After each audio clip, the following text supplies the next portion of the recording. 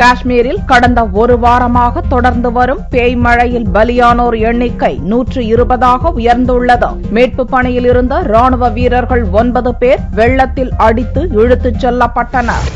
காஷ்மீரில் கடந்த ஒரு வாரமாக தொடர்ந்து பெய்து வரும் கனமழை அம்மாநிலத்தை வெள்ளத்தில் தத்தளிக்க வைத்துள்ளது. 1959ஆம் ஆண்டுக்கு பின் காஷ்மீரில் பெரிய அளவில் தற்போது மழை வெள்ளத்தால் கடும் சேதம் ஏற்பட்டுள்ளது. ஏராளமான நெடுஞ்சாலைகள், பாலங்கள் வெள்ளத்தில் அடித்துச் செல்லப்பட்டுள்ளன. பல இடங்களில் நிலச்சரிவுகள் ஏற்பட்டுள்ளன. பயிர்கள் மழைநீரில் மூழ்கி நாசமடைந்துள்ளன. சனிக்கிழமையன்று நிலைமை மேலும் மோசமடைந்துள்ளது. ரஜோரி மாவட்டம் தனமாண்டி பகுதியில் சனிக்கிழமையன்று காலையில் ஏற்பட்ட நிலச்சரிவில் சிக்கி மேலும் 14 பேர் இறந்தனர். 14 பேர்களின் உடல்கள் மீட்கப்பட்டுள்ள நிலையில் மேலும் சிலர் மண்ணுக்குள் புதையுண்டிருக்கலாம் என்று அஞ்சப்படுகிறது. கடந்த 5 நாட்களில் வெள்ளத்தால் சூழப்பட்ட பகுதிகளில் இருந்து இதுவரை 2000க்கும் மேற்பட்டோர் பாதுகாப்பு படையினரால் மீட்கப்பட்டுள்ளனர். 2 நாட்களுக்கு முன் ரஜோரி மாவட்டத்தில் திருமண கோஷ்டியினர் சென்ற பேருந்து வெள்ளத்தில் அடித்துச் செல்லப்பட்டது.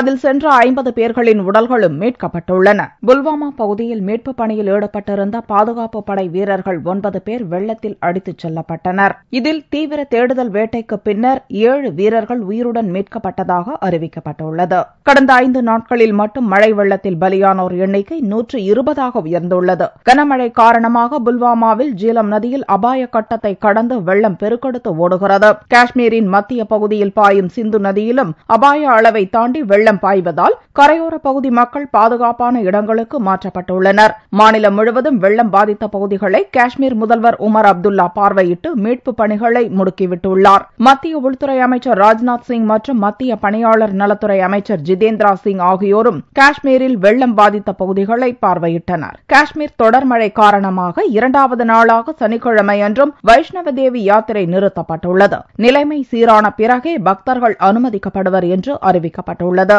மழை வலுவிழந்து வருவதாகவும் ஞாயிறு முதல் ஒரு வாரத்துக்கு வானம் தெளிவடையும் என்றும் வானிலை ஆய்வு மையம் தெரிவித்துள்ளது.